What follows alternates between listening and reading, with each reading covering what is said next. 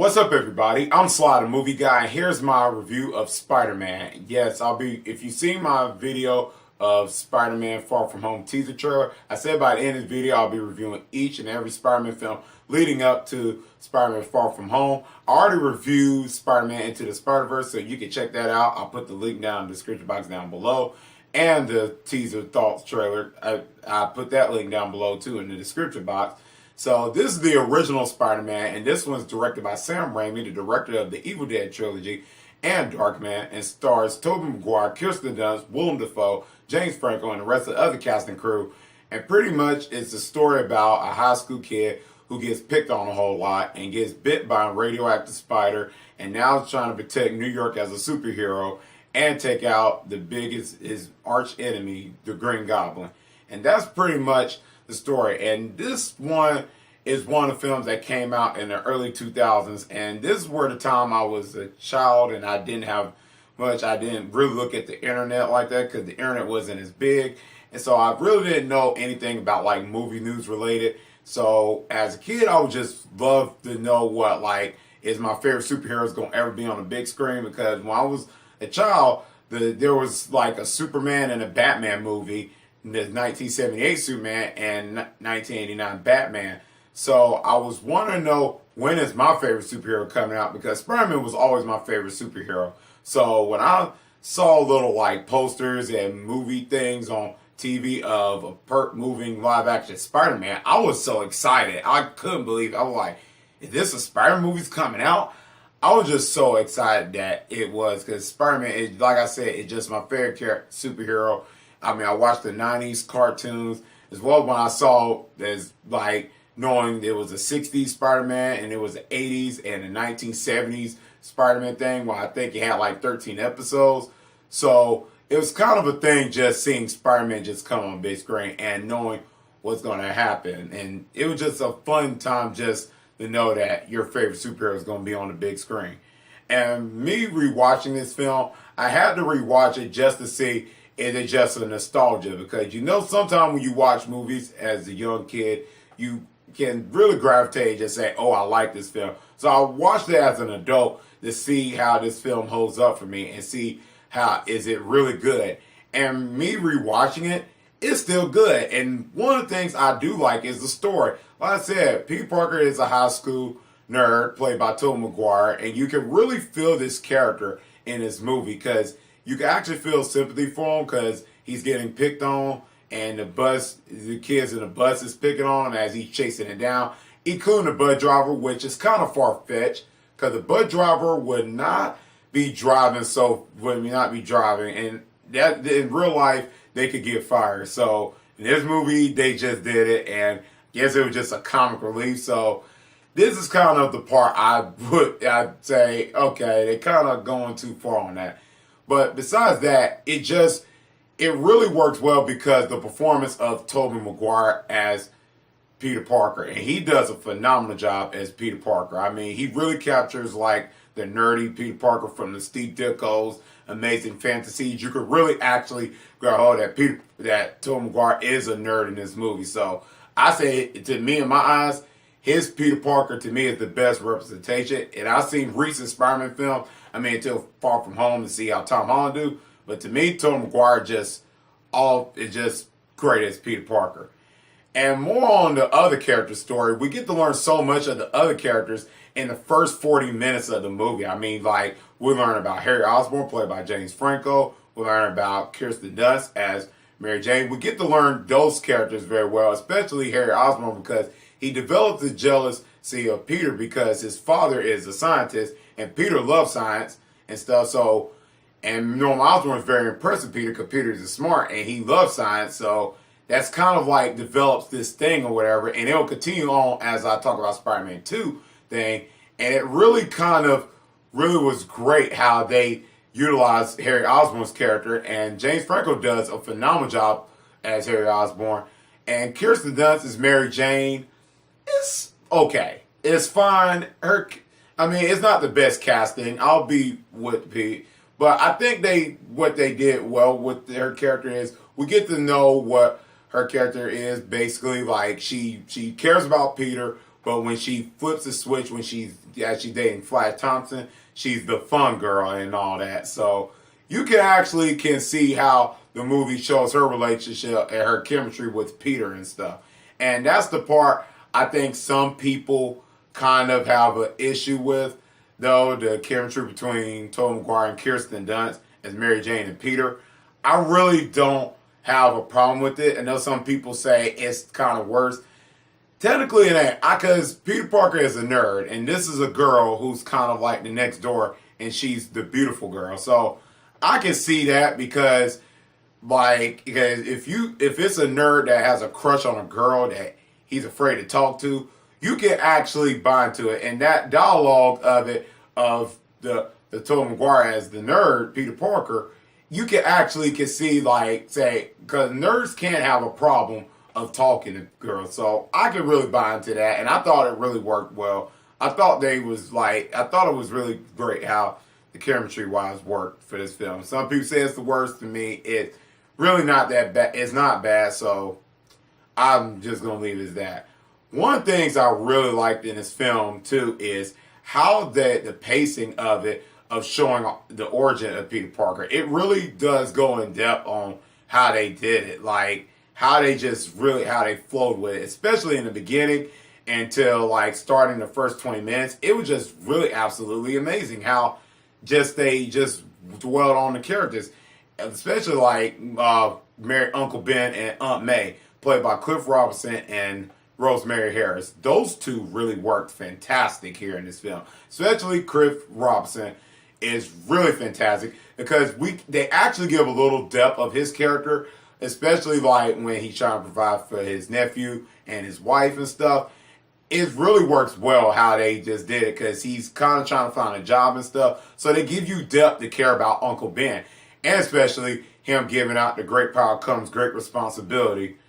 And that was really set well, especially when the pacing where Peter Parker gets bit by a spider, he gets in fights at school. All that led up where he's kind of curious what's wrong with his nephew. And he take his nephew to the library because Peter Parker said he's going to the library, but technically he was going there to wrestle to win 300 grand to win a car so he can impress Mary Jane. So his uncle drives to the library, which he lies to his uncle about.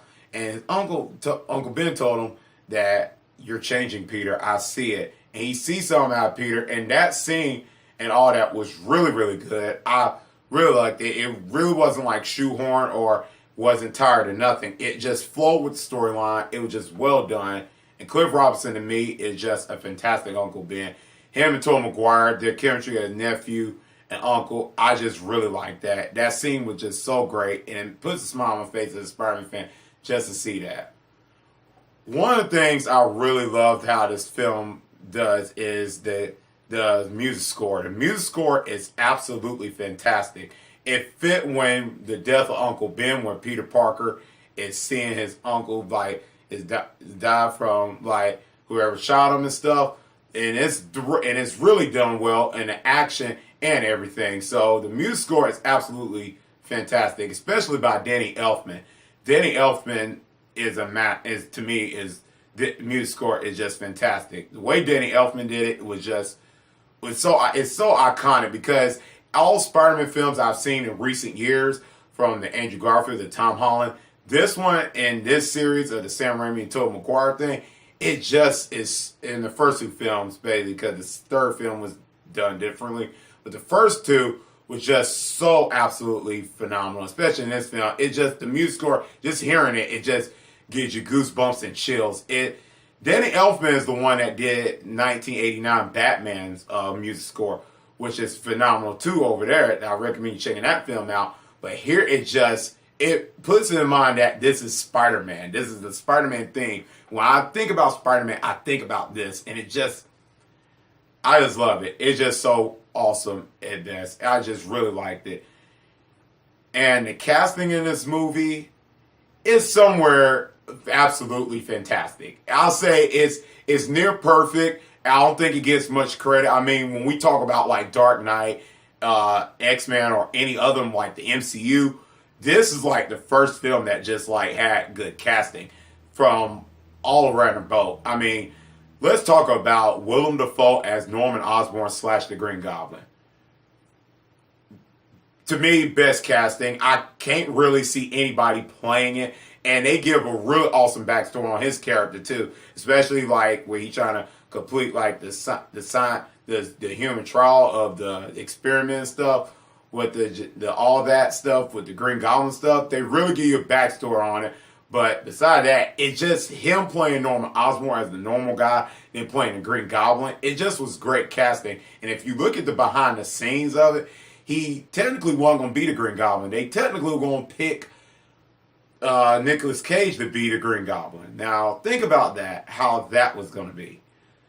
That wasn't going to be good. I'm glad they didn't, because he kept asking Sam Raimi, let me play this role. And you can actually feel it, especially when it comes to certain scenes where the Green Goblin's talking his head and stuff. He had these two personalities and talking in the mirror. You can actually feel the role. And then when Willem Dafoe gives these little grins and stuff, it's actually kind of scary and creepy, but it worked in the film. Willem Dafoe was just so perfect as this character. And I really, really appreciate him, how he played this character. And it really works all around. And one of the things I really liked in this movie, too, is the style and tone that how Sam Raimi directed this film. And the directing and the style tone really works well. So let me talk the style and tone. It really was absolutely phenomenal. It just puts in mind, it just reminds me of the Spider-Man comic books. And it is a little cheesy, I'll admit. There's some cheesy and goofy moments here, but I thought it really fit in the Spider-Man movie. And this time, and usually in comic book movies, this was one of the fun and serious tone comic book movies that you can get. I mean, usually comic book movies have a hard time balancing that, and this movie had depth that have those perfectly balanced moments here. And I really like that, because it really shows it has depth and heart here. And you can tell that from the directing standpoint. And Sam Raimi is really a fan of the comics, especially with Spider-Man. So it's kind of like he was perfect director to do this movie, because if you notice back then, they almost had James Cameron, when this movie had trouble production, they almost had James Cameron directing this film and had Leonardo DiCaprio starring as Peter Parker and Spider-Man. That might have worked, but glad that Sam Raimi did this film, because Sam Raimi is awesome with the camera work and stuff and the direction he was going with, because the way he did this film is just, you can tell from, if you look back at his old films, you can actually see that this is a Sam Raimi film, of the way certain things are done here. And I really appreciate Sam Raimi's work here, and it's absolutely phenomenal. One thing I don't think Sam Raimi gets credit for is how the style, like I mentioned, the style of the film. He really added this unique style here, where it actually kind of fits like to the realistic, to the comic book way. Even though with the Sam Raimi stuff in it, that just really worked. It just absolutely phenomenal. I'm about to repeat, but it just really works well in this film. One of the things I really love how this film does is show him, Peter Parker, discovering his powers. It is really done absolutely phenomenally well. I mean, the way he climbs up the walls and stuff, he looks at his hands and stuff with the hairs and stuff. It was absolutely phenomenal. And I like how when he just shock and belief, like, what's going on? It's like, dun, dun. And then he starts like, woohoo, woohoo, just excited. It was fun. It's exciting. Would lead on to him discovering his the organic webs, which I can understand comic fans. I'm a Spider-Man fan. I love the web shooters from the comic books. I don't think I'm like I think this is the best that I heated. I didn't mind the web shooters in this movie, the way they did it, but I would have preferred the web shooters. Don't get me wrong, I would have loved the web shooters in the movie, but I think the film did it just what they needed to do. I'm glad they did this approach, because since his aunt and uncle didn't have much money, even though I know Peter Parker is smart and stuff, but I'm glad they made it a little bit realistic, because if you get bitten by a spider, I like to see the organic webs, and I'm glad that they did, because the way he was trying to learn. So on that scene, I like how he tried to learn how to shoot his webs. So when he says, "Go web, fly, up in the way web, Shazam," it was like he was trying to figure it out. So I can understand. I'm glad that they took that approach instead of him just. And during the lunch scene, it was like sticking. So it was kind of like unique. He like don't know what's going on. So, and Tobey Maguire gives good expressions on when that happens. So I like how they utilize that. So it was perfectly done. I really like that, how he discovered his powers. And then to the wrestling scene, Randy Savage, rest in peace. And I forgot to say rest in peace to Cliff Robertson because he passed away, him and Randy Savage. So Randy Savage and the wrestling scene at Bonesaw, that was, now I'll put that aside to look at that as, since I had good memories about it, but I looked at that as an adult. And it is over the top, like kind of really cheesy, kind of like Rocky 3 with Cormac Lane, with the Thunder Lips and Rocky fighting with Hulk Hogan and all that. So that's kind of like, reminds me of that boat. So that's very cheesy, but it was in the Spider-Man comic books where he goes into a charity event with the wrestling thing. So I love that. It was just to me, that's nostalgia, but as an adult, I find it entertaining. Bonesaw is ready. It's just phenomenal. It's just funny, and it really works well. That's what I like about it. More on the casting. J.K. Simmons as J. Jonah Jameson. I know we talk about like Robert Downey Jr., Hugh Jackman as Wolverine and Iron Man, and all of the Patrick Stewart to the Professor X, Magneto, Ian McKellen. To me, and this is personal for me. This is my number one favorite cast of all. If we talk about like comic book movies, to me this is number one best casting choice of all time. To me, and my personal movie, I love J.K. Simmons as J. Jonah Jameson. To me, I think if you ever make a new Spider-Man movie, please cast J.K. Simmons. If he's still living, please cast him as Jameson, because this was the best casting choice of all time. He nailed this role completely. I can't really think of anybody playing the Jameson character. I mean, I go on like, who is Spider-Man? He's a criminal, that's who he is. A vigilante. What's he doing on my front page? Security caller, look, he's fleeing the scene. What does that tell you? Me. But best boss of Kristen's meet. Best I could do. Get out of here. Just, every scene worked. I liked how when Peter Parker takes pictures of Spider-Man and all that, and he gives them to Jameson when he first goes to the Daily Bugle, he's like, for crap, make a crap. I'll give you 200 for all of them. And I love the scene where he kind of tells Peter Parker, where he said, sit down, I like these pictures. Spider-Man, hero or menace? And Peter Parker said, menace, here to protect the people from an arm. Look, sit down. You give me the pictures, I'll make up the headlines. You get a couple. I love that. It's just, man, I could go on and on about that. Just like I said, I ain't gonna leave it at that. One of the things this film actually does well on, I think, that doesn't get credit, that I've seen a lot of superhero films have, is the action scenes and all that, and the fun. The action scenes here still, to me, holds up still to this day. I know a lot of people say this film is dated. Maybe on the CGI, technical parts of the CGI is dated, but I think that the action scenes really holds up well in this film. It just is there. What makes it hold up is breathtaking, and like I mentioned again, it has heart and depth to it.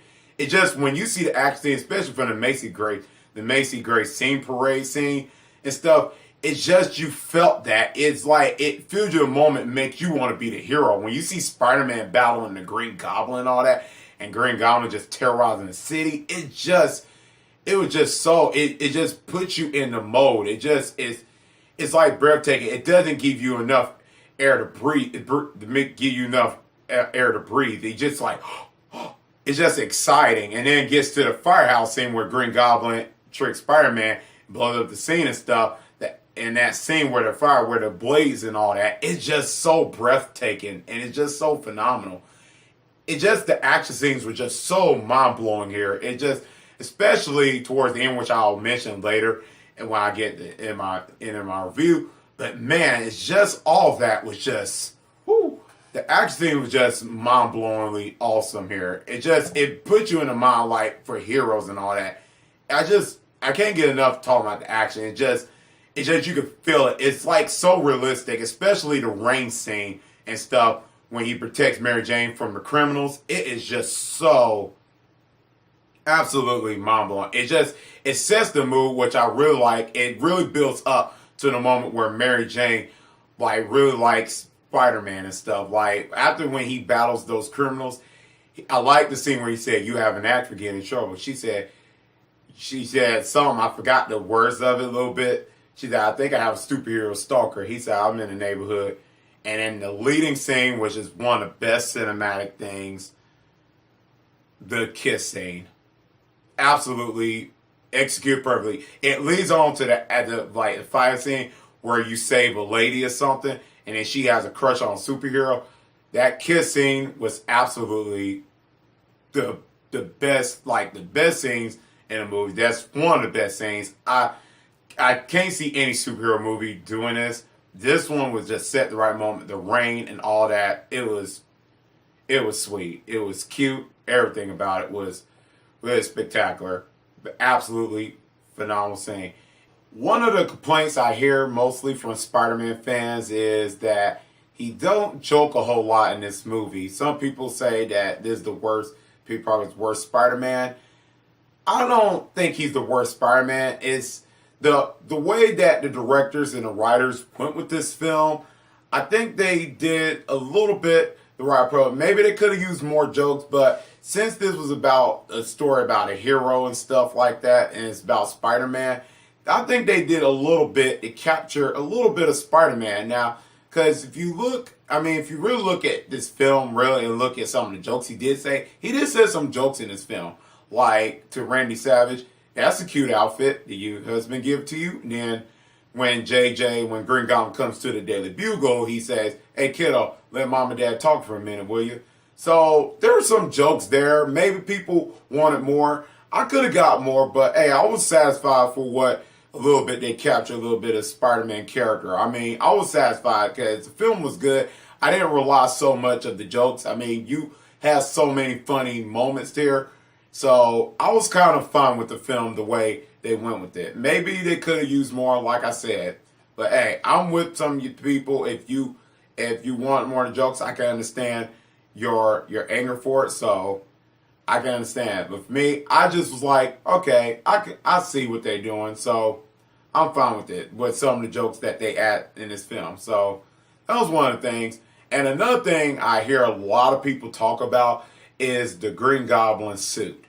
It looks like a Power Ranger or whatever. I will fully admit, I mean, back then, the internet wasn't so big, so we couldn't really detect, like, say, oh, the costume was bad, because now, I mean, looking at now, superhero films, the costumes have improved. I mean, now looking at it now, it is kind of a little silly. I mean, I don't mind it at all. I'm one of the people that just like, I'm fine with it, but I can understand it does look a little bit silly, a little bit. I mean, because the mouth doesn't move. Instead of just like stands there like this, and his mouth is moving, Willem Dafoe's mouth. And if you notice that, if you've seen a video on YouTube, there is a little thing on where they had a animatronic mask or something where it moves and stuff. And it does look like the comic book thing. So I guess they didn't want to go with that, because if you notice that when this film came out in 2002, and there was already superhero films like Batman Returns where the Penguin's kind of scary, so they didn't want to go back. So I think Sam Raimi and them didn't want to go through the bad light. It was too scary for kids. So I guess that was like kind of a safe route they go with. But hey, I was fine with the costume. Maybe they could have went with that. I would have been more happy if they did. But hey, it happened the way it happened. I mean, it was a lot better than that one that came out in the Amazing Spider-Man 2.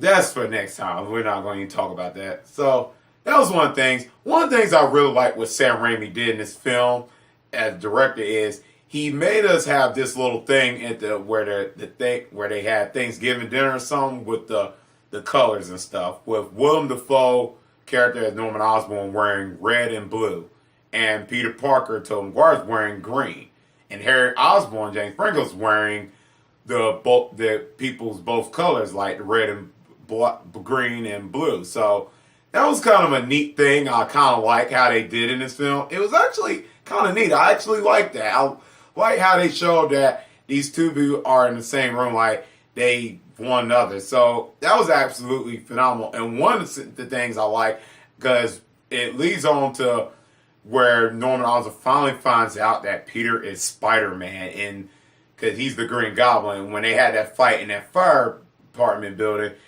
where Aunt May asks, "Why, Peter, you're bleeding," and the Spike messengers, and that was absolutely.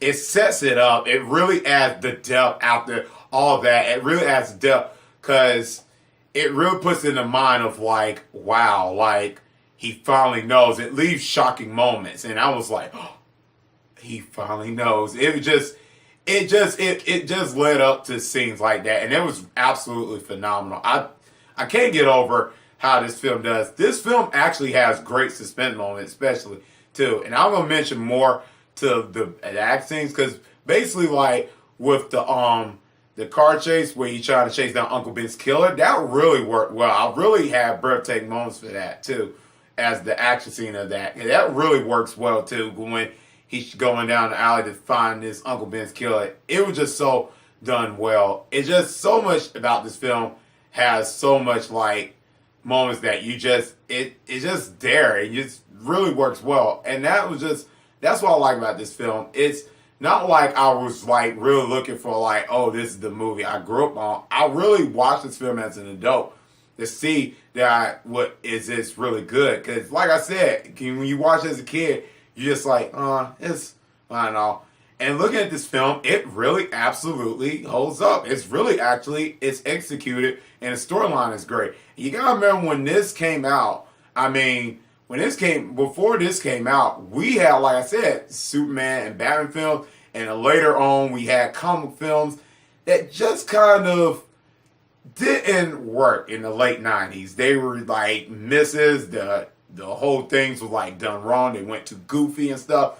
But then when we had films like Blade, that was just like, wow, we can make comic films that's serious. And then we had X-Men that was a game changer. That was like, wow, X-Men was the movie that really kind of like gave that launch pad of like, we can make comic films serious. What Spider-Man did was show we can make a fun and a serious comic film at the same time with the fun and the serious tone to it. And this movie, when I went to see this movie there, it was packed. When I was a child, I was so surprised how many people was waiting for the Spider-Man movie. And I think this movie made 114 million opening weekend. So it was like the first superhero movie to make a lot of money opening weekend. So this movie like opened the doors of like, hey, we can make comic movies that can make a lot of money and cash, a lot of money and stuff. So it was not just seeing that and doing it. And now we can see other comic films do it like Captain America, Thor, and all the comic and Wonder Woman. And so it's like, yes, we can see comic films make that. So that was one of the things that I think Spider-Man really showed that comic films can be, we can make them like that. So that was one of the things I really find phenomenal about Spider-Man and the comic films that came out that just came like first and all. So that was really great. Now let me talk about the finale in this movie. The finale of this movie is absolutely spectacular. This is where I think Sam Raimi really gave this film some weight to. The finale where the Green Goblin is beating the living crap out of Spider-Man is... woo! This is one that really scared me as a kid. This is one of the ones that was like really brutal. And I was like, and I'll be honest, I was like around 7 or 8 years old when this came out. So this was like, ouch. And I watched this with my parents. I didn't know how I could have handled this. This was like Green Goblin just beating the living mess out of Spider-Man. And this is when, and now watching as an adult, this is the one that really holds up. There's no CGI here at all. And it just, you see Spider-Man's suit torn, Green Goblin threw the bomb at him. It was just so realistic. It just sends chills down my spine. Let me get my words together. It just was just crazy how I see it say it. And I watched this again. I watched this over and over again to see how it was it was executed properly, and the camera work really works well. And you could tell that was Sam Raimi's vision. Sam Raimi just didn't hold back. He really, and it was a PG-13 movie. This could actually been rated R, and it just really went for that mode for it. And I really can't believe how Sam Raimi and the stunt team absolutely performed it. And Willem Dafoe done his stunts on his own, so this is like just strings and stuff. But Willem Dafoe actually did those stunts himself. Just something with Willem Dafoe tells Spider-Man. Spider-Man gets really angry where he says what he gonna do to Mary Jane and stuff. It just sets the mode where Spider-Man builds all that up. Where he says, MJ and I, we're gonna have a hell of a time. And then he try to kill Spider-Man, and Spider-Man holds on to it, and then just start pushing the Green Goblin. It was just a great scene, and all that was really done well. This is absolutely a well-made film. I do have some issues with the film. There's some issues I have with Mary Jane over the top screaming and stuff. Some parts I wish the film kind of like little bit kind of like show like little like flesh out some parts. But overall, I can say this film absolutely has some heart and depth to it, which I don't think any comic film can, like some comic films that have came out in the past or recent can say that. This film actually had heart and depth to really try to capture the trueness of our Spider-Man character. And I really appreciate it, from the acting to the directing, even though there's some issues, like I said, I have with the film and stuff. But as watching it as an adult, I can really actually say this film actually is not bad. It's really a good Spider-Man film. And I just don't know what to say. This film actually does a lot here. And I really appreciate it. As rewatching it again, I really am surprised how this film is made. And as right now, I want to give Spider-Man 2002 a solid A. Let me know in the comment section down below what you think about the Spider-Man film. Did you like it or not? Let me know. And let me know what is your favorite scenes out of the Spider-Man film. Let me know what the scenes you like from the movie. And also, I'm going to be reviewing Spider-Man 2 very soon, so keep your eyes on that review. Let me know what you think about this film. This film is just great. Anyways, guys, if you like this video, click thumbs up. And if you're new to the channel, click subscribe and the bell button. That's what I can see you next time on Sly the Movie Guy. Peace.